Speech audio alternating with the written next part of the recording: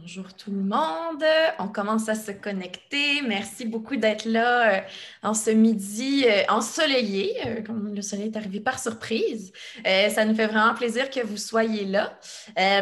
Moi, c'est Justine, donc je suis coordonnatrice de l'accompagnateur et ça me fait vraiment plaisir de recevoir aujourd'hui là, les deux dames ici à mes côtés, donc Amélie et Élise de l'Étoile de Pachot, qui vont être là pour vous présenter le programme Sens. La présentation d'aujourd'hui est enregistrée, juste pour que vous sachiez, là, donc c'est libre à vous de mettre ou pas vos caméras. C'est sûr que c'est plus facile et agréable pour nous de s'adresser à des visages qu'à des noms, mais c'est vraiment libre à vous.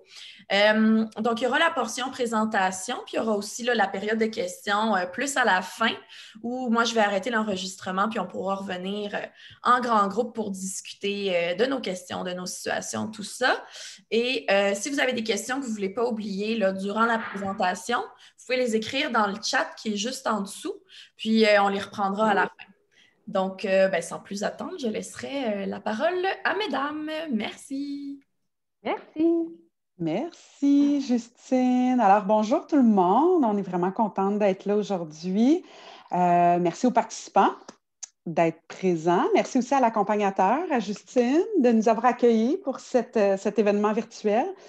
Commençons. Moi, je me présente. Je m'appelle Amélie Desaulniers. Je travaille à l'Étoile de Pachot depuis 2 ans déjà.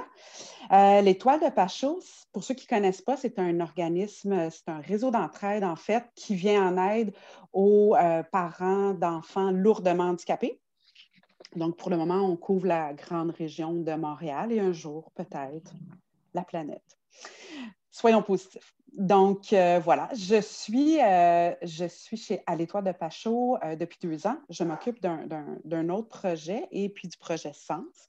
Je suis, comme la plupart des employés à l'Étoile de Pachot, une maman d'un enfant handicapé. Donc, j'ai un petit bonhomme qui s'appelle Édouard et qui a 7 ans, qui est très lourdement handicapé. Et je suis là aujourd'hui pour parler du sens parce que on a acquis un peu d'expérience là, à travers les années à l'Étoile de Pachot, mais aussi parce que je suis passée à travers le processus pour mon garçon. Et puis, Édouard avait été accepté là, au palier 1 du sens. On pourra en reparler plus loin. J'ai le bonheur d'être accompagnée de la charmante Élise, ma collègue de travail. Oui, bonjour. Avant tout, Amélie, est-ce que tu as le petit PowerPoint qu'on pourrait partager? Je partage mon écran. Tu me diras si ça fonctionne. Je vais dire ça. Alors, bonjour tout le monde. Ça me fait vraiment plaisir d'être là avec vous aujourd'hui. Je m'appelle Élise Cormier et je suis la maman de Théo. Théo, qui est un petit garçon de 5 ans et demi avec un diagnostic de paralysie cérébrale et de TSA. Voyez-vous l'écran? On voit l'écran.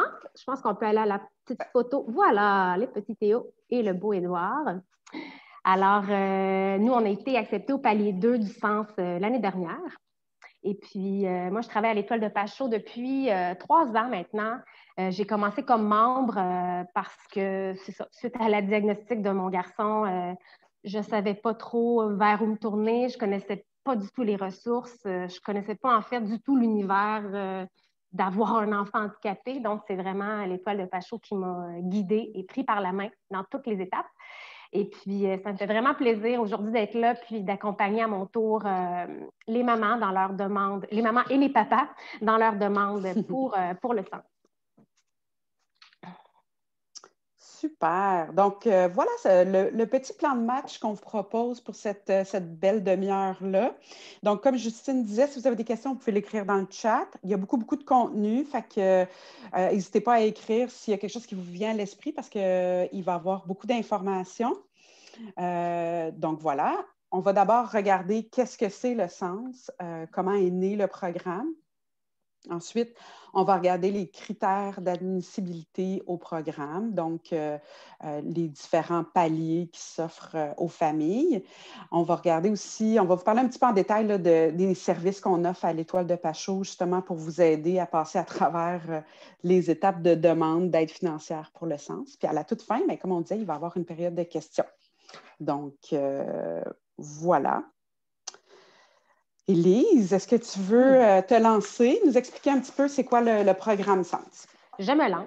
Alors, le SENS, ça veut dire le supplément pour enfants handicapés nécessitant des soins exceptionnels. Alors, le SENS, c'est un programme financier qui a été mis sur pied par le gouvernement suite aux revendications d'un mouvement de parents, 4 mamans en fait, qui faisaient partie de Parents jusqu'au bout.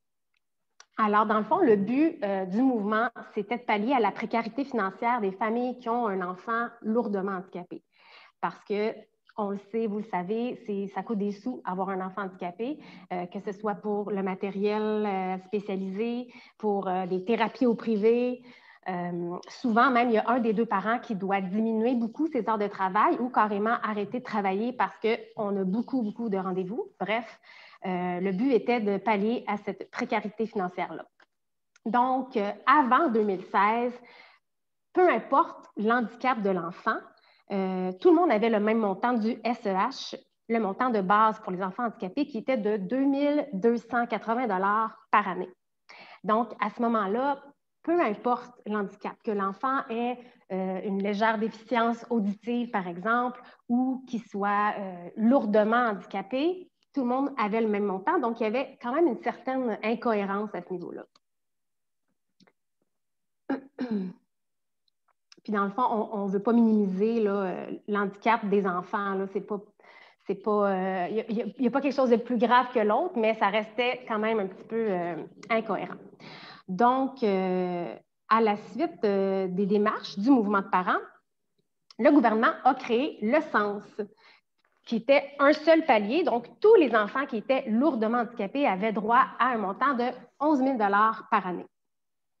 Mais là, après 1 an et demi, à peu près, on s'est aperçu que ça ne rejoignait pas tant d'enfants que ça.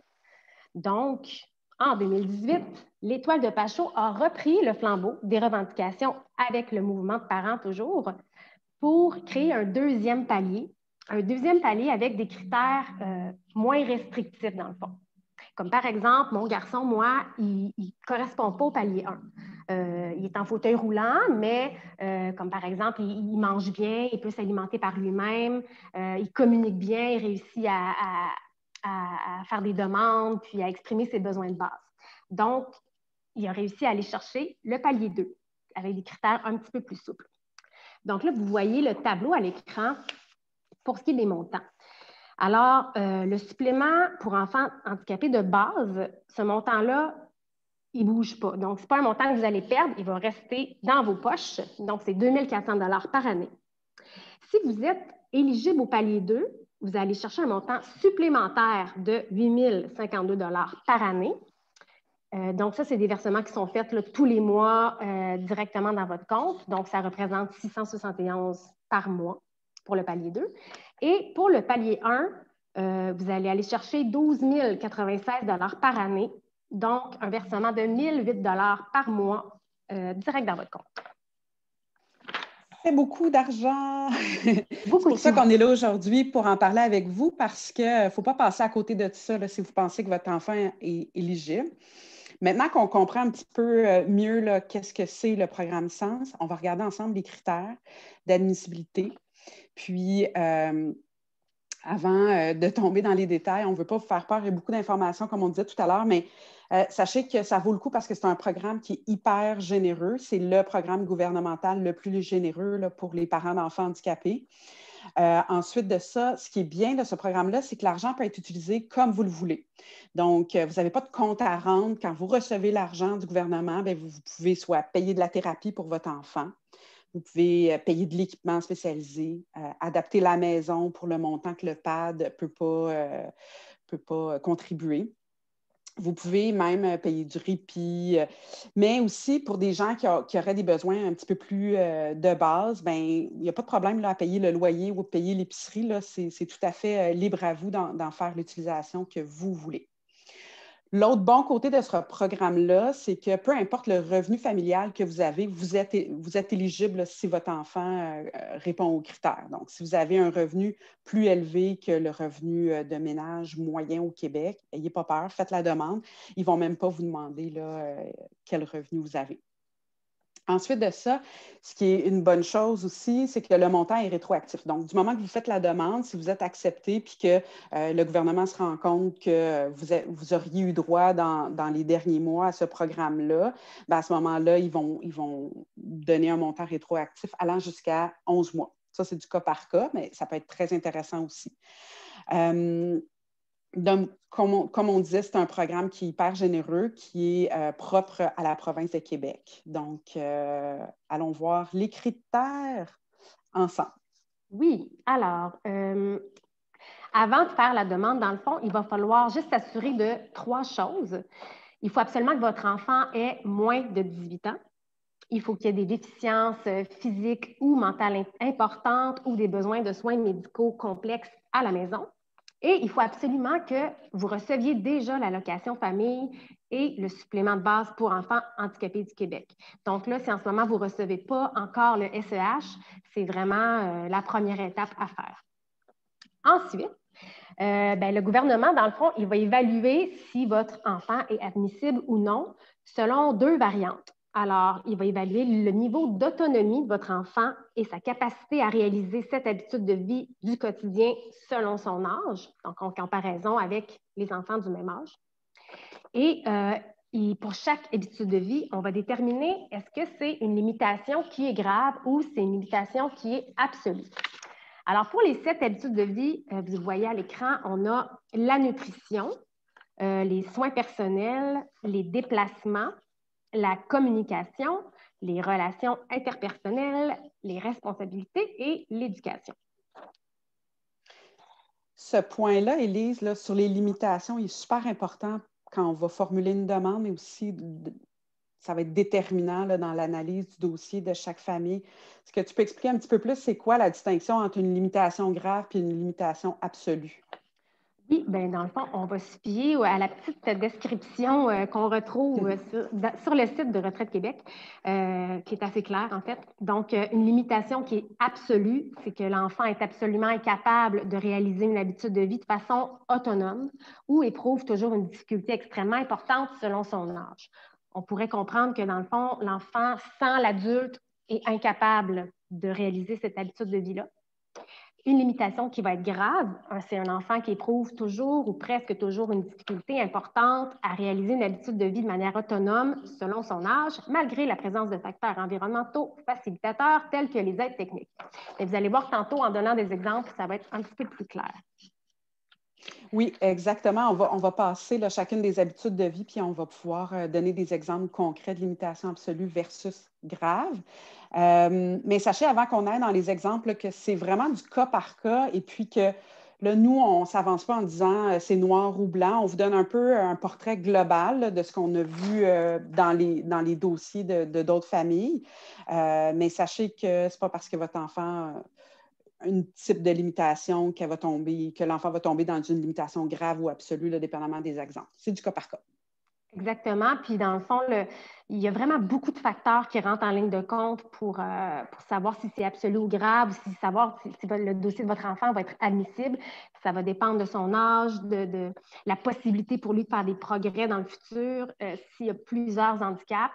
Puis, nous, ça nous est arrivé d'avoir des profils d'enfants assez semblables, puis un a réussi à l'obtenir, puis l'autre n'a pas réussi. Donc, il y a aussi la personne l'humain en arrière, qui va lire les dossiers puis qui va les interpréter. Alors, c'est pas noir ou blanc comme Amélie disait. Donc, on retrouve ici le tableau.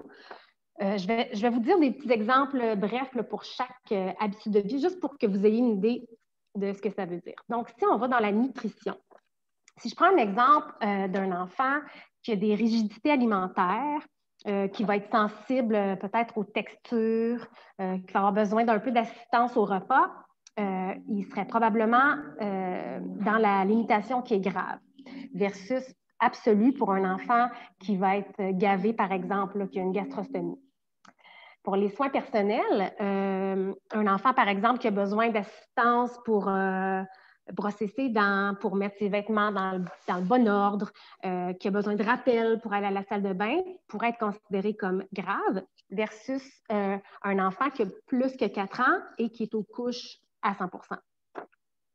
Pour les déplacements, un enfant qui utilise sa marchette par lui-même, mais qui a peut-être besoin d'assistance pour monter des escaliers, par exemple, pourrait être considéré comme grave, et versus un enfant qui est en chaise roulante et qui a besoin de l'adulte pour tous ses transferts serait absolu. La communication. Un enfant, par exemple, qui utilise des pictogrammes pour faire des demandes, qui va pointer, utiliser une tablette ou qui va présenter un trouble, un retard de langage pourrait être considéré comme grave, versus un enfant qui est non-verbal, qui ne peut pas exprimer ses besoins de base, que s'il se retrouve avec quelqu'un qu'il ne connaît pas, ne se fera pas comprendre du tout, pourrait être absolu. Relations interpersonnelles, par exemple, un enfant qui ne se laisse pas facilement approcher, qui ne va pas vers les autres pourrait être grave, versus un enfant qui ne réussit pas du tout à maîtriser son comportement avec les autres, qui ne va pas créer de lien d'amitié non plus avec les membres de sa famille ou les amis, pourrait être considéré comme absolu. Pour les responsabilités, un enfant, par exemple, qui comprend des consignes simples, mais pas complexes, qui ne comprend pas bien non plus certaines règles de vie comme le partage ou chacun son tour, pourrait être considéré comme grave, versus un enfant qui n'a aucune notion du danger, qui ne va pas respecter les normes sociales, qui va avoir des gros troubles de comportement, des crises agressives et tout, pourrait être considéré comme absolu. Et finalement, l'éducation. Un exemple d'enfant qui suit un programme adapté, Teach, par exemple, mais qui va faire quand même des apprentissages scolaires à son rythme, pour être considéré comme grave, versus un enfant qui va suivre un programme adapté, mais qui ne fera pas d'apprentissage scolaire. Voilà, ça fait le tour. Ça fait le tour.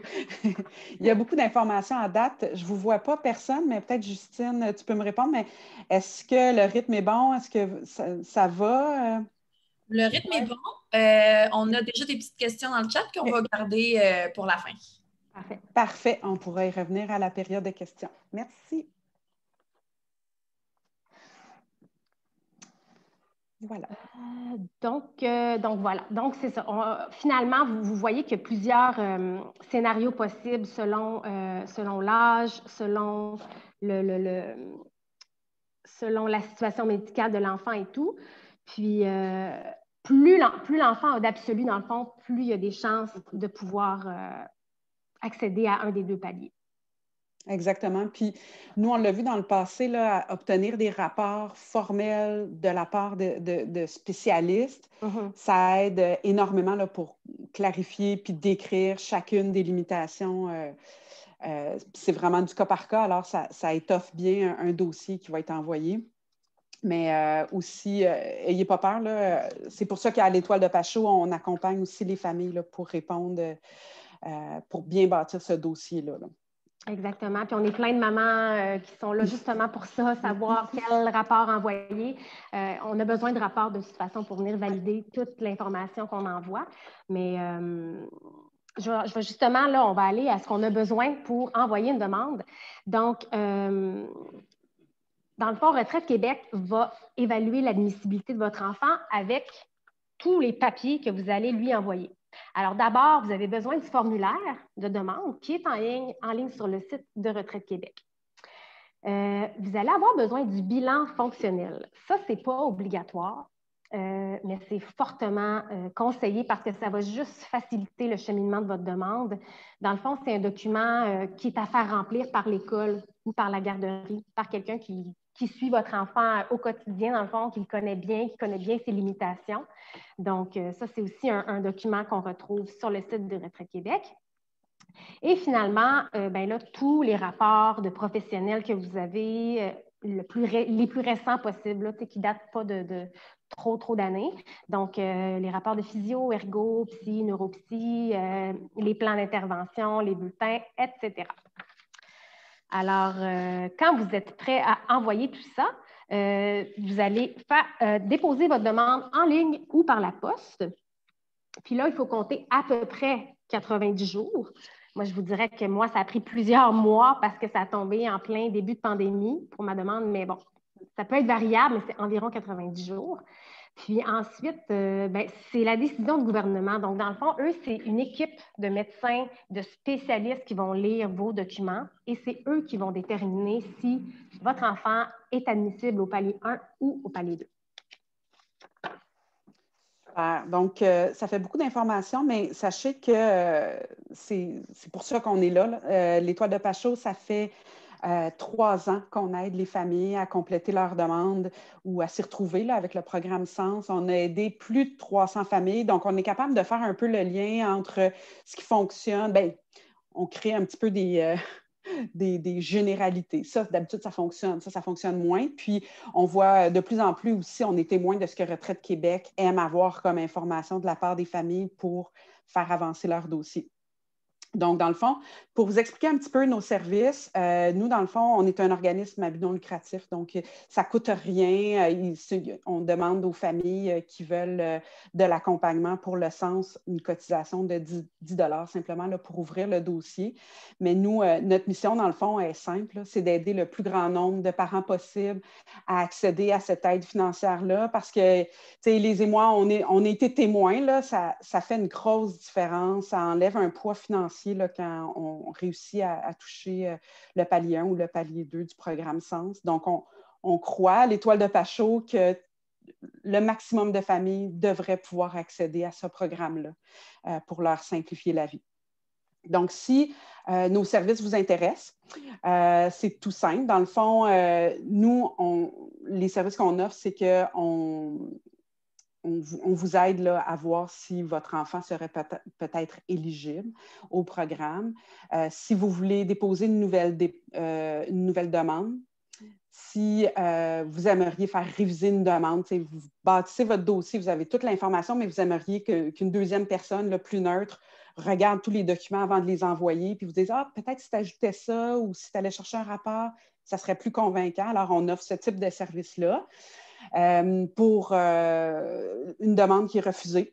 On peut vous accompagner là-dedans. Qu'est-ce que je fais? Ma demande a été refusée. Là. Est-ce que tout s'arrête là? Ben non, on peut aussi vous aider là, à faire réviser votre dossier à Retraite Québec, puis même à contester une décision si on juge que vous avez pas eu la bonne réponse selon le dossier que vous avez. Donc, et pour obtenir de l'aide, vous avez juste à vous rendre sur la page web de l'Étoile de Pachot. Puis on a un onglet Sens, puis vous remplissez quelques petites questions tout simples. Les réponses nous sont acheminées, puis il y a une intervenante, c'est toutes des mamans d'enfants handicapés, qui va vous contacter, puis qui va pouvoir vous accompagner dans les prochaines étapes. J'ajouterais juste que malheureusement, nous, on n'a aucun pouvoir décisionnel, même si on aimerait que toutes les familles reçoivent plus d'argent, mais c'est ça, c'est pas nous qui prenons les décisions, mais on est vraiment là au meilleur de nos connaissances, puis avec notre expertise qu'on a développée quand même là, depuis les dernières années. Donc, on est vraiment là pour maximiser vos chances, dans le fond, là, d'obtenir un des deux paliers. Exactement. Puis ici, en conclusion, là, je pense qu'on vous l'a vendu, le programme, là, on y croit, mais juste pour faire un petit survol rapide de ce qui a été discuté. Le Sens, c'est un programme qui est hyper généreux. C'est le programme le plus généreux là, financièrement là, pour les parents d'enfants handicapés. C'est un programme qui est flexible, vous pouvez faire ce que vous voulez avec l'argent et l'utiliser comme bon vous semble pour vos besoins qui sont propres à vous. Personne ne va vous demander de détails par rapport à ça. Ensuite de ça, on voulait juste vous dire, ça a l'air laborieux là, de monter le dossier puis de rassembler toute l'information. On le sait que les parents comme nous, on n'a pas beaucoup de temps, on est fatigués souvent, mais je vous le dis, c'est vraiment, si vous avez du temps à mettre sur un programme, c'est sur celui-là qu'il faut le mettre. Puis gardez en tête que du moment que votre dossier est monté, vous l'envoyez à Retraite Québec. Là, à ce moment-là, si c'est accepté, tant mieux, on célèbre, on est content. S'il est refusé, bien, on voit s'il y a lieu de refaire une nouvelle demande ou de contester.